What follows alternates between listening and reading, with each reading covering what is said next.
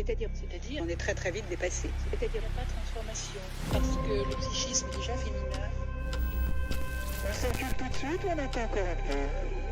Mais pourquoi remettre à plus tard ce qu'on peut faire sur l'instant?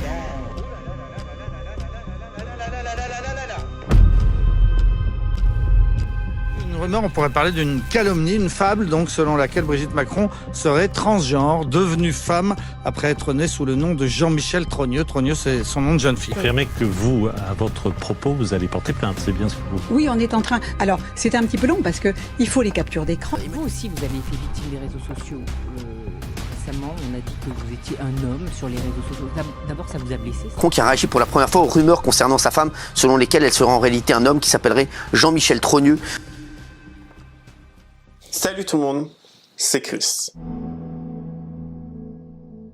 Je me suis rendu compte, après plusieurs vidéos sur l'affaire Jean-Michel Trogneux, Brigitte Macron, Emmanuel Macron, etc., que beaucoup de personnes étaient un petit peu trop submergées par les informations, par les vidéos, les photos, les passages, les témoignages, tout ça, et j'ai décidé aujourd'hui de vous refaire une vidéo récapitulative de cette affaire parce que effectivement ça remonte jusqu'à 2019, donc ça fait déjà un petit moment, et c'est surtout que on a eu beaucoup d'informations, notamment avec l'enquête de Candace Owens, mais aussi l'enquête de Xavier Poussard et d'autres personnes. Il y a eu des jugements, il y a eu des plaintes qui ont été déposées, ça a été beaucoup trop loin cette affaire, et aujourd'hui j'ai décidé de vraiment vous faire un récap dans un ordre assez chronologique pour que vous compreniez un peu mieux, mais que surtout en fait on y voit un peu plus clair là-dedans. Donc écoutez, si vous êtes intéressés, continuez à regarder. En tout cas, si le contenu vous plaît, n'hésitez pas à vous abonner et activer la cloche de notification pour être toujours au rendez-vous. Actualité, polémique, scandale, people, télé-réalité, storytime, ici on parle de tout. Et n'hésitez pas à faire un tour en barre d'infos si vous souhaitez davantage soutenir la chaîne. Merci. Après avoir fait scandale dans les familles Ozière et Macron, l'infraction commise par Brigitte dans les années 90, avoir séduit un collégien de 14 ans quand elle en avait 38, risque de faire scandale dans la presse. Mais quand Emmanuel est nommé à Bercy en 2014, c'est bizarrement une version édulcorée de leur histoire qui va être relayée dans les médias. Du très respecté journal Le Monde, propriété de Xavier Niel, jusqu'à Closer et la presse People, on retrouve des éléments de langage identiques. À l'âge de 17 ans, il est tombé amoureux de Brigitte, de 20 ans son aînée. Emmanuel Macron s'est marié avec Brigitte Trogneux, de 20 ans son aînée. De 20 ans son aînée? Plutôt 25 ans. Et en cette rentrée 2014, les médias mainstream vont populariser un autre petit mensonge. Celle qui tient fermement sa main n'est autre que la prof de français qu'il a eue lorsqu'il était en première au lycée Henri IV. Ils se sont rencontrés alors qu'elle était sa professeure de français en première au lycée Henri IV. En première au lycée Henri IV? Bah, c'était en fait en troisième au collège de la Providence d'Amiens que le coup de foudre est survenu. Pour cet ancien directeur des programmes de France Télévisions, qui avait épluché la presse de l'époque pour un livre enquête, ces légendes urbaines de nature à protéger Macron auraient été disséminées auprès des journalistes par l'agence Havas d'un certain Vincent Bolloré. Vous vous souvenez? Celle pour laquelle travaillait Ismaël Emélien, le brillant trentenaire qui coachait discrètement Macron à l'Élysée dès 2013. J'aime croire que cette affaire commence en fait en 2019, voici pourquoi. Le docteur Patrick Buy est un chirurgien spécialisé dans les transformations identitaires et qui travaille à l'hôpital américain de Neuilly-sur-Seine, un hôpital très réputé, très connu. Il a été le chirurgien esthétique de Brigitte Macron et a reçu la Légion d'honneur en 2023. J'ai l'impression honnêtement que la Légion d'honneur, on la donne un petit peu à tout le monde, à vraiment n'importe qui. Voilà, la Légion d'honneur, voilà, tu es médecin esthétique, tu es médecin chirurgien, voilà, on te donne la Légion d'honneur. Ok, bon, pourquoi pas. Et cette information qui a fuité vis-à-vis de la fameuse opération de Brigitte Macron, rappelez-vous, ça avait fait la une de la presse, cette information avait fuité au moment où le couple présidentiel essayait de se débarrasser de leur amie de longue date, j'ai nommé ici Mimi Marchand. Mimi Marchand qui va jouer une grande part dans cette histoire parce que c'est elle qui va autoriser ou non les photos de l'enfance de Brigitte Macron, les photos de sa famille, les interviews. C'est un petit peu elle, la Manitou, un petit peu la chargée en com, si vous voulez, la personne qui va se charger de l'image, des photos, etc. du couple présidentiel. Donc elle va jouer quelque chose de très fort, elle va être au cœur du système, au cœur de l'histoire, sauf que, au bout d'un moment, les Macron ne vont plus vouloir d'elle et ils vont essayer de s'en débarrasser coûte que coûte, ce qui ne va vraisemblablement pas faire plaisir à Mimi Marchand. Mimi Marchand qui, je vous rappelle également, est accusée de beaucoup de choses. Il y a actuellement vraiment des choses assez graves et elle est en procédure pénale actuellement, mais c'est aussi quelqu'un qui... on l'associe un peu, si vous voulez, à la mafia. C'est quand même très très grave. C'est quelqu'un qu'on accuse de beaucoup de méfaits et de choses très très graves. L'opération de Brigitte Macron a eu lieu à l'été 2019 à l'hôpital américain de Neuilly-sur-Seine et qui a été réalisée par le docteur Patrick Vuy, donc spécialiste mondial de la féminisation de visage dans le cadre de transsexualisme. Ce qui est très intéressant ici à rajouter, c'est que il a une sœur qui s'appelle Barbara Vuy et qui, elle, rappelez-vous, avait réalisé, et c'est une sœur qui est du coup couturière, et qui a réalisé en 2007 la robe de mariée de Brigitte et Emmanuel Macron lorsqu'ils se sont dit oui.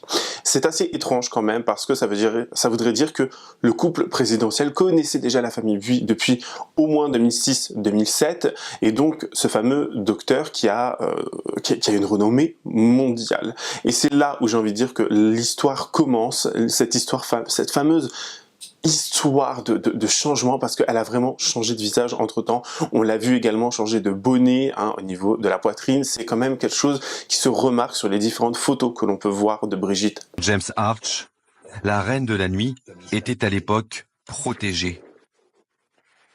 Il faut vous dire que j'ai appris que c'était une des meilleures indiques de la police française. Il en a envoyé pour quelques centaines d'années. En prison, vous voulez dire? Oui. On dit qu'elle était aussi proche du milieu voyou. On peut pas être plus proche du milieu voyou quand on est indique. Ça va de soi. Michèle Marchand, elle, dément formellement avoir été informatrice de la police. Nous avons pu rencontrer un truand qui l'aurait bien connu. Il se souvient bien de cette petite blonde, aussi à l'aise avec les grands voyous qu'avec ceux qui les traquent. Parlez-moi un peu de votre curriculum vitae. Je suis soi-disant fiché au grand banditisme. Je ne le confirmerai jamais. Son casier judiciaire, en tout cas, raconte le parcours d'un bandit de haut vol. Pas tout à fait rangé des bécanes, l'homme exige l'anonymat. Mimi, quand est-ce que vous l'avez éventuellement côtoyé? À quelle époque? Je l'ai connu dans les années 80, on va dire, mi-80. À l'époque, elle était un petit peu en milieu, elle a fréquenté des voyous. Du grand banditisme. Oui, le grand banditisme, oui. Elle s'est pas coquinée avec des petits personnages. On peut dire que c'est une affairiste. Elle était surtout intéressée, je pense, comme tous les gens qui sont dans ce milieu, par l'aspect financier de la chose. En 1986, elle va connaître pour la première fois la prison pour des chèques sans provision. 1988, retour derrière les barreaux pour 2 ans cette fois. À sa sortie, elle épouse Maurice, profession braqueur. Avec lui, elle va repasser par la case prison. En 1994, Mimi est arrêtée au volant d'une fourgonnette dans le sud de la France, en provenance du Maroc. À bord, 500 kilos de hashish. Condamnée pour trafic de stupéfiants, son mari écope de 6 ans. Elle va passer à peine 2 mois en détention. Elle a fait quelques séjours en prison, mais bon, je pense qu'elle avait bénéficié de certaines protections au niveau des services qui sont spécialisés dans le grand banditisme. BRB, BRI? Voilà, tout à fait, oui. Quand on fréquente des policiers de haut rang, c'est pas pour juste aller boire un café avec eux. 30 ans plus tard, elle a toujours des liens avec les policiers.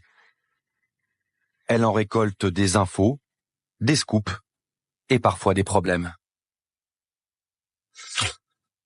Comme avec cette photo, 2 amants interpellés après avoir provoqué la chute du lieutenant d'Emmanuel Macron. À la une ce soir, le renoncement de Benjamin Griveaux. Le candidat de La République En Marche à la mairie de Paris a décidé de quitter la campagne après la diffusion d'images intimes et privées sur les réseaux sociaux. Le prochain maire de Paris, ça devait être lui. En tout cas, la Macronie y croyait fort. La preuve, elle lui avait mis dans les pattes Mimi Marchand pour gérer sa com. C'est ce que montrent ces factures que nous avons exhumées des comptes de campagne du candidat. Et au début, la bonne vieille méthode Mimi fonctionne.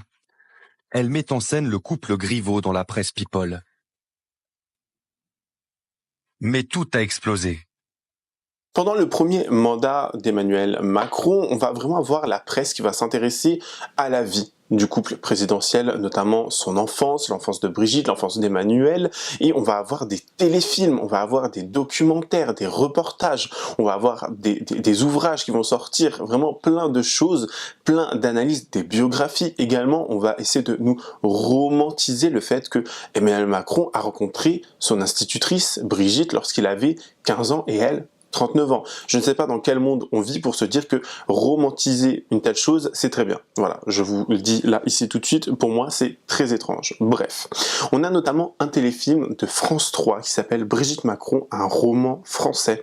Et c'est ce téléfilm, ce documentaire qui va nous introduire, si vous voulez, toutes ces fameuses photos que l'on connaît et qui ont mis la puce à l'oreille de nombreuses personnes pour commencer un petit peu le Brigitte Gate, ou le Becoming Brigitte, toutes ces fameuses enquêtes que l'on a vues sur le couple présidentiel, parce que on va voir la fameuse photo que je vous mets à l'écran, la fameuse photo de la famille Trogneux, donc toute la famille de Brigitte, ses parents, ses grands frères, ses grandes sœurs. Cette fameuse photo qui va commencer à mettre le feu aux poudres. Je reviendrai pas forcément sur tous les éléments de oui, la photo a été retouchée, l'abat-jour, regardez derrière, c'est un faux, on l'a retiré, il y a eu 2 versions de photos pour éviter qu'on regarde un peu trop en direction de Jean-Michel Trogneux.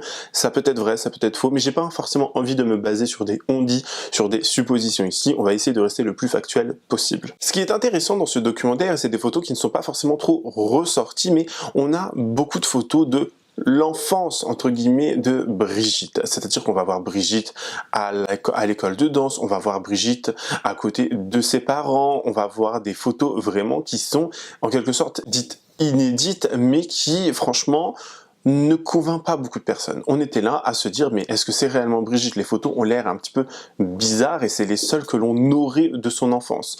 On va pas non plus parler de la photo, la fameuse photo de communion, la fameuse photo, apparemment, il s'agirait de la fille de Brigitte Macron, donc Tiffaine Hozière. Je vous rappelle que à la suite de tout cela, on a Brigitte Trogneux qui s'est mis en relation, qui a épousé André-Louis Hozière. Alors, on a pu lire André-Louis Hozière, Louis Hozière, André Hozière. Vraisemblablement, c'est que il avait plusieurs prénoms et que tout a été un petit peu mélangé, mais son vrai nom, prénom, serait André-Louis Hozière. Parlons de ce fameux André-Louis Hozière, le premier mari du coup de Brigitte Macron. Hein. On voit une photo, la photo, enfin il y en a peut-être même 2, mais la photo principale, c'est cette photo où on voit Brigitte à côté de ce fameux époux. Alors, qu'en réalité, ce n'est totalement pas lui, c'est totalement faux. En réalité, cette personne que l'on voit sur la photo s'appelle Claude Hugot. Et c'était un collègue enseignant de Brigitte Macron. Brigitte Hozière à l'époque. Donc pourquoi essayer de nous faire croire que ce mec, c'était son époux, son mari, le père de ses enfants. C'était un homme également extrêmement occupé, qui n'aimait pas du tout se montrer. Il travaillait dans la banque, il voyageait énormément, il n'était pas présent très souvent au niveau du cadre familial, d'après les voisins. On va voir que Brigitte Hozière, à l'époque, Brigitte Macron, elle va s'engager en politique vers 1989. C'est à ce moment-là qu'on va la voir de plus en plus et avoir beaucoup de photos d'elle. Notamment, on pouvait lire Brigitte Macron, mariée à l'époque avec le banquier André-Louis Hozière, vit à Trüstersheim avec son mari et ses 3 enfants. Elle est professeure de lettres au collège-lycée protestant Lucie Berger à Strasbourg. Et elle a été photographiée et mise sur un tract électoral de municipal en 1989 où on peut la voir. Donc ça date du 12 mars 1989. Et je vous parle de ce fameux tract parce que On a cette fameuse photo d'André-Louis Osière qui est en train de tondre la pelouse, pareil toujours dans le documentaire de France 3, on nous montre cette personne. On est là, ok bon, c'est André-Louis Osière, mais en réalité il ne s'agirait pas de lui, mais il s'agirait tout bonnement d'une autre personne du nom de Jean-Paul Debs, qui lui aussi était sur ce fameux tract électoral. Vous voyez où je veux en venir, c'est qu'on est en train d'un petit peu plus manipuler la vérité, manipuler les photos, nous dire que telle et telle personne c'est telle personne, alors qu'en réalité ce n'est pas le cas. Pareil, la photo que l'on a de Brigitte Osière sur ce fameux tract, on dirait pas du tout Brigitte, je suis désolé, certes, elle a beaucoup changé, mais je veux dire, moi quand je voyais des photos de mes grands-parents en noir et blanc, etc., ils avaient la même tête alors qu'ils étaient plus jeunes, vous voyez ce que je veux dire? Il y avait des traits de visage qu'on reconnaissait. Là, pour moi, je ne vois aucunement Brigitte Osière. Je vois plus le petit bébé, si vous voulez, sur les genoux de sa maman sur la photo, ou l'une des grandes sœurs. C'est quand même très grave à dire, mais il faut analyser aussi. Pour moi, il n'y a aucun trait de ressemblance avec la Brigitte que l'on connaît actuellement. Revenons maintenant à un peu plus récemment, donc c'est en mars 2021, on a Natacha Ray, une internaute qui commence à publier sur sa page Facebook des messages insinuant du coup que Brigitte serait en réalité son frère, Jean-Michel Trogneux. Et cette fameuse personne, donc Natacha Ray, va commencer à un petit peu analyser et commencer à se lier avec une certaine Amandine Roy qui, elle aussi, va être jugée. Les deux vont être jugés très récemment d'ailleurs, et elles vont un petit peu analyser les choses et commencer à dire oui, mais regardez, elle n'a pas le trait de visage féminin, elle a une démarche très masculine, des grands pieds, les hanches pas si larges que ça, etc., etc. On va commencer à analyser le physique, analyser toutes les postures, les prises de parole, les photos que l'on avait. Donc je vous ai parlé des anciennes photos, mais on a aussi d'autres photos qui vont ressortir par la suite et qui vont un petit peu mettre la puce à l'oreille de certaines personnes et un petit peu commencer, si vous voulez, cette théorie, entre guillemets, du complot. Le montage du visage de Brigitte à côté de Jean-Michel, et écoutez, c'est le même visage, même avec tant d'années de différence, puisqu'il doit avoir 10-11 ans, pas plus, sur la photo, les gamins, vraiment. Et donc là, c'est la même forme de visage, c'est le même menton, c'est le même nez, les mêmes arcades sourcilières. Alors, il faut savoir que apparemment, il a les yeux marrons, mais Brigitte porte des lentilles bleues. Ça, il faut savoir que... et ça ne fait pas du tout naturel, d'ailleurs. Et ça, je l'avais remarqué dès le départ, qu'elle portait des lentilles colorées. Et c'est la même implantation de cheveux, parce que quand vous voyez... alors, c'est très rare. Moi, j'ai cette photo. Je l'ai aussi montrée lors de l'émission avec Amandine. Et elle est apparue aussi dans Fait Documents, mais c'est assez flou. Vous voyez, c'est en noir et blanc, c'est flou, c'est moins net que comme on l'a montré nous. Et c'est une photo où Brigitte descend d'avion et donc il y a sa fausse frange qui se soulève. Et là, on voit qu'elle a une calvitie d'homme. Là, on voit, vous voyez, la calvitie d'homme est quand même très reconnaissable. Il ne reste plus qu'une petite toupette devant et sur les côtés, c'est complètement dégarni. Et il se trouve que c'est la même implantation de cheveux que son frère Jean-Michel, qui était déjà très peu fourni, qui était déjà très dégarni pour son âge. Alors, moi, je vois rien, de toute façon. Donc, c'est exactement la même chose. Et je vous dis, donc, ils ont 8 ans d'écart. Elle, c'est une fille, lui, c'est un garçon. Donc, ils ne sont pas jumeaux, ils ne sont pas du même sexe, et c'est la même forme de visage. Il y a même la même cicatrice sur la joue droite. Alors, gauche sur la photo, mais droite pour lui. Et donc, c'est du copier-coller. Et écoutez, moi, j'étais tellement persuadée que c'était la même personne que j'avais un ami qui disposait d'un logiciel de biométrie, c'est-à-dire un logiciel de reconnaissance faciale. On a passé les 2 photos, Jean-Michel, Brigitte. On a eu le résultat de 99,99%. C'était la même personne. On continue maintenant en septembre 2021. On a Natacha Ray qui a coécrit avec Xavier Poussard, qui est le directeur de la publication de la revue d'extrême droite Faits et Documents, une enquête, entre guillemets bien évidemment, relayant cette fausse information. Du coup, que Brigitte serait son frère Jean-Michel Trogneux. Il s'appuie notamment sur l'absence de médiatisation de Jean-Michel Trogneux pour mettre en doute son existence et suggère que Brigitte cacherait sa véritable identité. Et ce qui est assez intéressant ici, encore une fois, c'est que on va jamais réellement les voir les deux ensemble, Jean-Michel et Brigitte. Même lors de l'investiture de Macron, la première et la deuxième, on a une seule photo qui ressort, mais le reste, voilà, on est là en mode, ok, la personne que l'on voit, c'est le fameux petit gros, mais cette fameuse photo, il y en a qu'une seule, et elle a l'air quand même très étrange. Comment vous dire, le fait qu'il n'y ait pas forcément d'ombre, de reflet, etc. C'est assez étrange comme photo. Moi, j'ai envie de me dire qu'il y a quelque chose de très bizarre, surtout au niveau des mains. On voit que les mains sont assez, comment dire, tordues, si je puis dire, et c'est très étrange. Encore une fois, c'est la seule photo que l'on aura, et lors des événements, lors de l'investiture, on voit qu'ils ne sont pas du tout proches. Brigitte ne va même pas embrasser son grand frère, Jean-Michel. Elle lui passe devant et elle l'ignore totalement. Pourquoi? On peut se poser la question de pourquoi. Photo de famille, mais j'ai pas trouvé Jean-Michel. Repas de famille, bah, il est toujours pas là. Moi, je me demande bien qui est ce monsieur, donc qui a l'air perdu. Pour moi, c'est pas Jean-Michel Trogneux.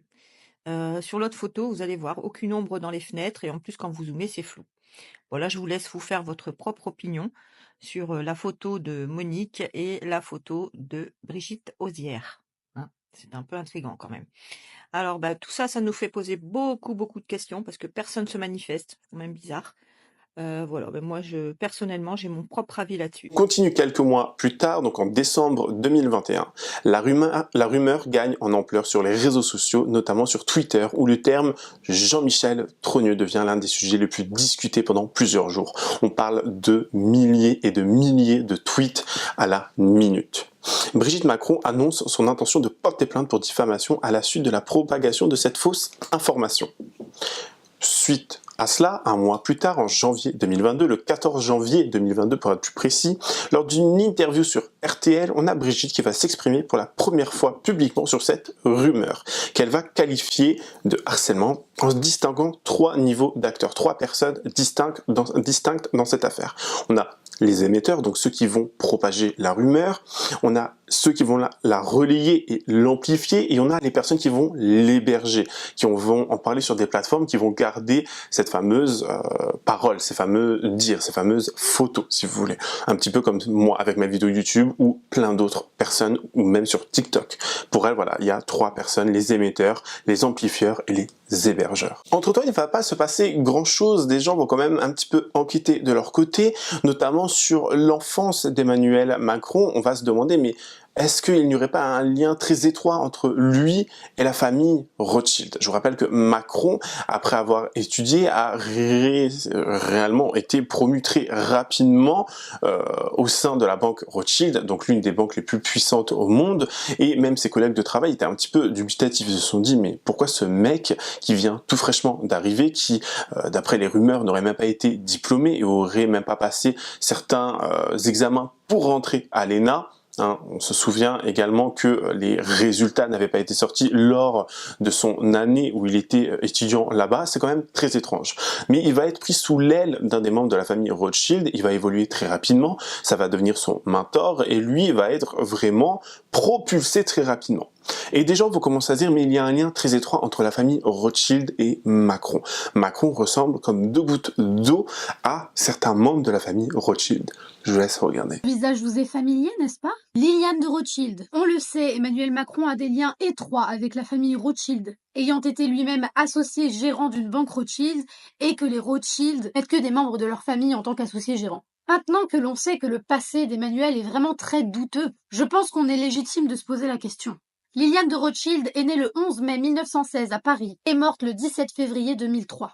On pourrait largement dire que ça pourrait être la mère d'Emmanuel Macron. En plus de ça, la cause de sa mort a été tenue secrète par la famille Rothschild. Elle aurait pu aussi mourir de vieillesse vu qu'elle avait quand même plus de 80 ans, mais s'il s'agissait d'une mort naturelle, pourquoi vouloir garder secret la cause de son décès? Ce qui est intéressant avec Liliane de Rothschild, c'est qu'elle avait une grande passion pour Marie-Antoinette. Elle est devenue la plus grande collectionneuse de France d'objets ayant appartenu à Marie-Antoinette. Elle a même été la directrice d'une exposition vouée à Marie-Antoinette. Ça tourne quand même à l'obsession. Je peux pas m'empêcher de faire un lien avec ce qui s'est passé à la cérémonie des JO. Cérémonie aux allures lugubres et un peu satatruc sur les bords. On voit clairement la tête de Marie-Antoinette.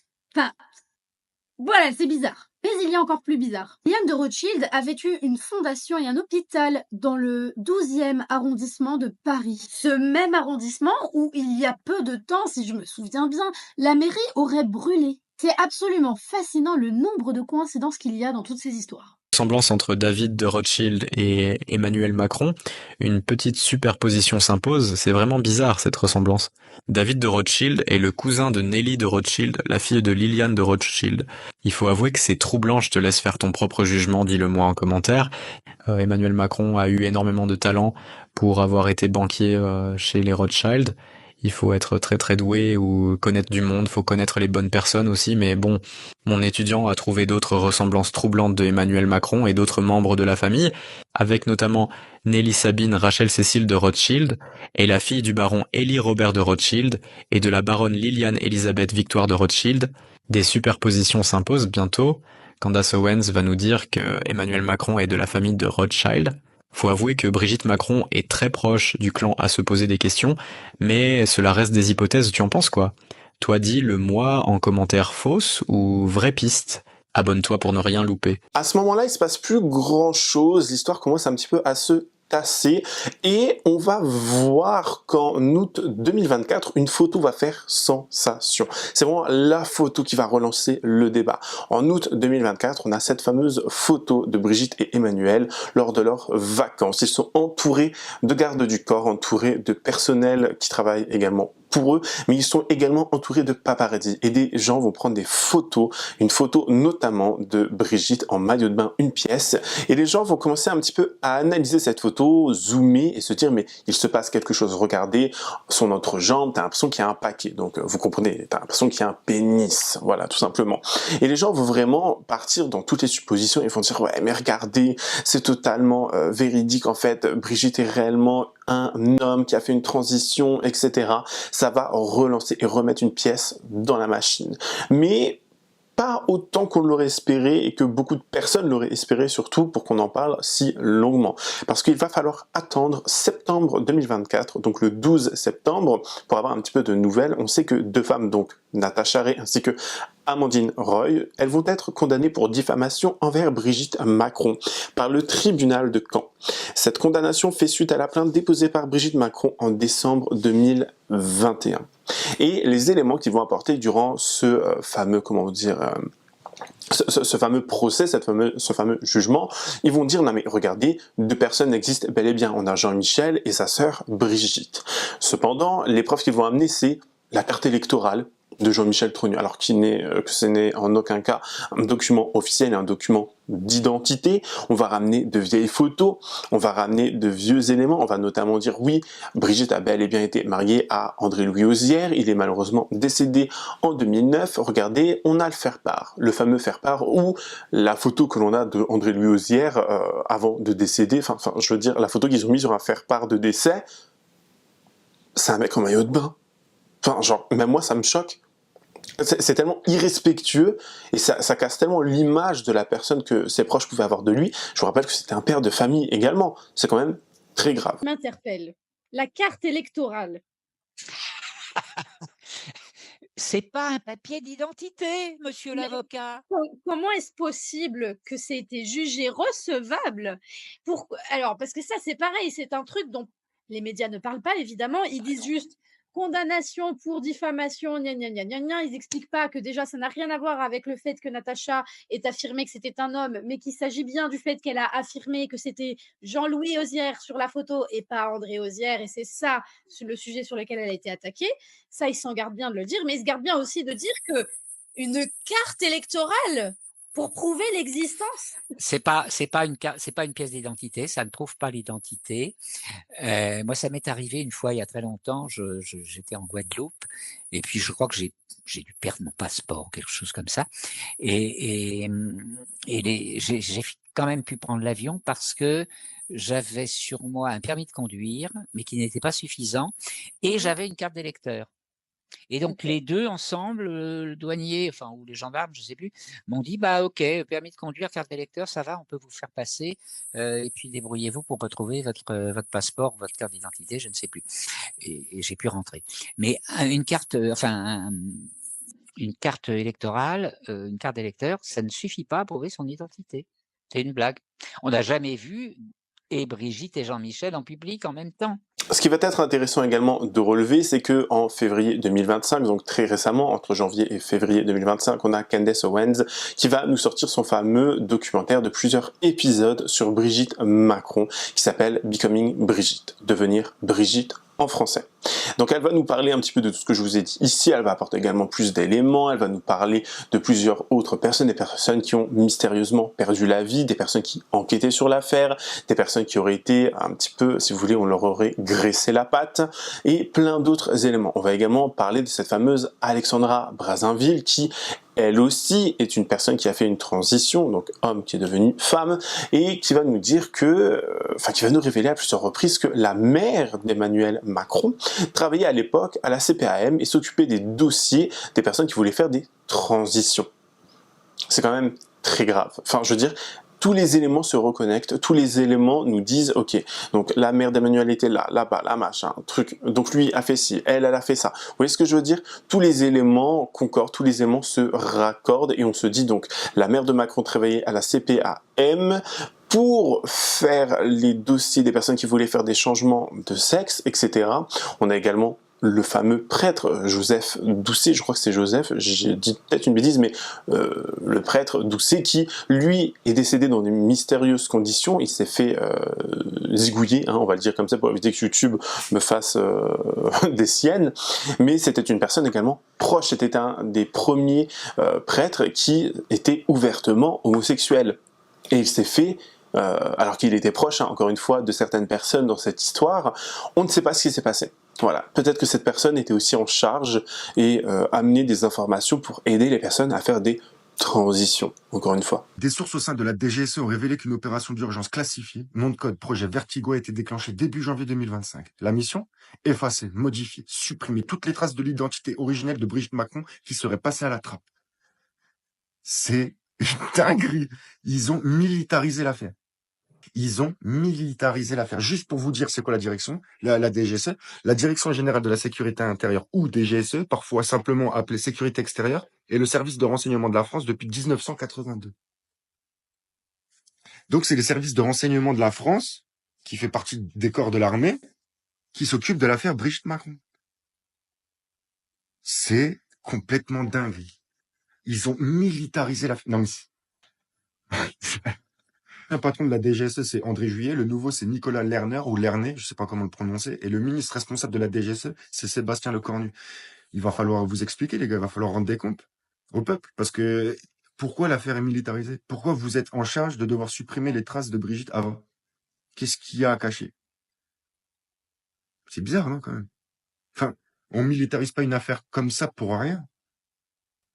C'est ce que je pense, personnellement. Hein. J'affirme rien, mais... On sait que suite à l'enquête de Candace Owens, on a Xavier Poussard qui a sorti un livre en anglais et en français du nom de Becoming Brigitte, devenir Brigitte, qui a rapidement dû faire face à des annulations, rapidement dû faire face à des contraintes, notamment à cause d'Amazon qui a annulé la mise en vente de son livre. Alors c'est normalement réglé maintenant, beaucoup de personnes ont commandé ce fameux livre et il a vraiment fait sensation. Mais le fait qu'il ait été annulé et que beaucoup de personnes ne pouvaient pas le recevoir, enfin que Amazon refusait de le vendre, beaucoup de personnes ont commencé à spéculer et à dire mais c'est quand même très bizarre, est-ce que ça ne serait pas le couple présidentiel qui lui essaie de faire des siennes et essaie de bloquer Xavier Poussard dans cette fameuse enquête, dans ce fameux bouquin qu'il essaie de sortir. On a également très récemment, il y a quelques jours à peine, Candace Owens, rappelez-vous, avait fait toute une série de plusieurs épisodes du coup sur l'affaire et elle avait posté des vidéos sur TikTok, des extraits de son enquête qui ont rapidement été supprimés, qui ont rapidement été supprimés, report, donc signalés, et son compte TikTok a failli même être fermé. Ça lui a littéralement mis le démon. Je ne sais pas comment vous dire autrement, mais elle a décidé de peut-être faire une deuxième partie sur cette fameuse enquête. Donc bon, est-ce qu'on ne verrait pas ici une façon encore d'essayer de gagner de l'argent, d'essayer d'avoir une nouvelle audience et de faire en sorte de gagner encore plus d'argent? Beaucoup de gens voient ça un petit peu comme une façon de la part de Candace Owens de faire parler d'elle et gagner énormément d'argent. Becoming Brigitte retiré de la vente en France. Le livre d'investigation de Xavier Poussard et Candace Owens totalement censuré. interdit à la vente dans les Fnac, dans les Cultura et maintenant même Amazon. Donc notre cher président de la République, Emmanuel Macron, lui, a le droit d'afficher sur son portrait présidentiel un livre d'un mec connu pour aimer un peu trop les enfants. Et le livre de Xavier Poussard et Candace, non, ça c'est trop pour la France. De plus, cela arrive vraiment à point nommé juste le lendemain de sa rencontre avec Donald Trump. Rencontre où, je le précise, nous pouvons constater qu'il y a un discours complètement différent de la part de Manu, puisqu'il y a encore moins d'une semaine, notre cher président faisait le mariole sur TikTok, piquant qu'on était plus fort que la Russie et les États-Unis, et maintenant il se retrouve à courber les miches devant Donald Trump. Mais oui, monsieur Trump, je vais tout accepter sans sourciller vos accords de paix. Y aurait-il pas eu un certain moyen de pression pour faire abdiquer Emmanuel Macron ? Avant, c'était la marionnette de Brigitte et maintenant, ça sera la marionnette de Trump. Comme ce fut le cas pour le Maroc, il est vraiment temps qu'on fasse quelque chose, nous, peuple français. Sachez également qu'il a été confirmé qu'il y a un programme de la DGSI nommé Vertigo qui a pour seul et unique but d'effacer toutes les traces de la vie de Brigitte Macron. Alors pourquoi vouloir absolument tout effacer si cela n'est pas vrai ? Pourquoi vouloir absolument retirer de la vente ce livre si c'est faux ? Je vous l'annonce les amis, je vais encore lancer une pétition, oui. Nous allons reprendre toutes les questions que Candace Owens a voulu poser au couple présidentiel sur lequel ils sont restés silencieux. Et nous allons demander nous-mêmes à Manu et Bribri de nous répondre. Nous ne nous arrêterons pas tant que nous n'aurons pas les réponses à ces questions qui sont extrêmement simples, Madame Macron. Demandons, peuple français, la vérité. Et nous avons le droit d'avoir la vérité. Vous nous la devez. Il y a un petit air de ressemblance entre les deux, vous trouvez pas ? En poursuivant mes recherches sur le lien entre Emmanuel Macron et les Rothschild, je suis tombée sur cette photo de cette personne et elle m'a tout de suite rappelé quelqu'un. Ce monsieur, c'est Tory Mood, mais je vous montre à quoi il ressemble aussi quand il sourit. C'est perturbant à quel point il ressemble autant à Brigitte Macron qu'à Emmanuel Macron. Tory Mood est le fils de Nelly Mood, avant Nelly de Rothschild. Nelly de Rothschild est la fille de Liliane de Rothschild. Et là aussi, vous venez de voir qu'il y a quelques petits airs de ressemblance. Ce qui est étrange, c'est que Nelly Mood se serait mariée à Adam John Mood, décrit comme un grand auteur, et pourtant on ne sait rien de sa vie, il n'y a aucune biographie de lui, pas de page Wikipédia, pas de photos, rien du tout. La seule chose que l'on a, c'est les 3 livres qu'il a écrits, dont un livre d'enfant à la couverture douteuse, qui se nomme L'enfant qui croyait aux licornes. Il est d'ailleurs très difficile de trouver un résumé de ces livres, et en cherchant bien, j'ai fini par en trouver un, et je vous assure que ça a l'air hyper bizarre. J'ai d'ailleurs réussi à trouver 2 de ces livres, encore une fois avec beaucoup de difficultés. J'attends de les recevoir, mais je pense que dedans il y aura beaucoup d'informations. Mais ce qui est étrange, c'est toujours qu'on ne sait pas qui est cette personne. Il y a très peu d'informations sur Adam John Mood, tout comme André Ozière, tout comme Brigitte, tout comme Emmanuel, tout comme toute cette famille d'ailleurs. Attendez, parce que ça s'arrête pas là. Tory Mood, il a eu un fils qui s'appelle Axel. Regardez le fils. Voilà. Je vous mets juste une photo de Macron juste après pour... Voilà. Je veux bien qu'à un moment donné, une ressemblance sur une personne, ça soit peut-être une coïncidence. Mais là, ils se ressemblent absolument tous. Le livre sur Brigitte est maintenant interdit à la vente sur Amazon dans le monde entier. Alors comme par hasard, au lendemain de la visite d'Emmanuel Macron à Donald Trump aux États-Unis, le livre de Xavier Poussard, Becoming Brigitte, a été retiré de la plateforme Amazon, que ce soit en France ou dans le monde entier. Il faut savoir que le livre était le 2e livre le plus vendu du moment sur Amazon France et un livre qui était extrêmement vendu aux États-Unis. Alors à l'heure où je vous parle, le livre est revenu sur la plateforme, mais vous ne pouvez pas le commander. Mais que s'est-il dit entre Emmanuel Macron et Donald Trump pour que le lendemain de la visite de notre cher président de la République, oui, il est bien président, le livre ne soit plus commandable sur la plateforme Amazon? Alors 2 choses. Premièrement, c'est un énorme aveu de faiblesse, c'est un énorme aveu de vérité, parce que si tu n'avais pas peur de ce qu'il y avait de marqué dans ce livre, tu aurais laissé couler l'affaire et tu aurais attendu que le temps passe. Tu n'aurais pas fait censurer ce livre sur une plateforme aux États-Unis. La deuxième chose, qu'est-ce que Donald Trump est venu soutenir Emmanuel Macron dans la censure de ce bouquin? Parce que vous pouvez pas me faire croire que le bouquin a été retiré des plateformes Amazon.com aux États-Unis sans l'aide de Donald Trump. Alors, affaire à suivre. En tout cas, si vous voulez commander le livre là maintenant, je crois que c'est absolument impossible. Dans cette vidéo, je n'ai pas forcément voulu parler aussi des fameuses, théories du complot qui diraient que la mère de Macron, en fait, était en couple avec le frère de Brigitte, donc Jean-Michel, et que, en fait, ça serait Jean-Michel, le père de Macron, et que après il ait fait une transition et maintenant qu'il sort avec son fils. Vous voyez ce que je veux dire? J'ai pas voulu partir dans ce genre de supposition, j'ai pas voulu partir non plus dans tous les sens en disant, oui, donc il y a telle et telle et telle personne, en fait, elles ont fait des transitions, elles ont fait ci, elles sont pas frères et sœurs, machin. J'ai préféré vous laisser regarder des éléments, des reportages, des photos et rester très factuel. Je ne suis personne pour dire que Brigitte a réellement fait une transition ou non, je m'en contrefous pour être tout à fait honnête. Là où moi ça me pose beaucoup de problèmes, c'est le mensonge. Encore une fois, le mensonge, on parle de personnes qui sont au pouvoir en France, qui représentent la France à l'international et qui seraient capables de tout, de mentir, de faire tellement de choses que ça en devient tellement, mais alors tellement ridicule. Vous voyez ce que je veux dire? C'est presque malsain, limite. Et ce qui me dérange encore plus fortement, et ce que les personnes ont l'air d'oublier, c'est les connexions entre tous les écrivains, les auteurs, des personnes qui se revendiquent pédérastes, donc des personnes qui aiment faire des choses avec des enfants, des jeunes enfants, des personnes qui ont un lien très étroit avec le couple présidentiel, des personnes qui, d'après d'autres, sont là en mode non mais c'est pas si grave que ça. Si, c'est très très grave, c'est même dégueulasse. Et également le fait que, encore une fois, Brigitte, quand elle a commencé à flirter avec Macron, elle n'avait que, lui n'avait que 15 ans, 15-16 ans, elle en avait 39. Je sais pas si vous voyez la différence d'âge, à quel point c'est immonde. Vraiment. Mais les gens sont là en mode bon, ok. Et j'ai l'impression que on n'est pas forcément, on ne parle pas trop de ça parce que les gens savent que c'est dégueulasse et les gens n'ont pas forcément envie encore plus d'en parler et surtout de faire en sorte que plus de personnes se révoltent, plus de personnes en parlent et plus de personnes disent que oui, effectivement, c'est immonde et que c'est de la pédophilie, ni plus ni moins. Ou abus de pouvoir. On se rappelle également que Brigitte, lorsqu'elle a fait cela, alors qu'elle travaillait dans une école qui se dit être catholique, etc., machin, elle n'a rien subi.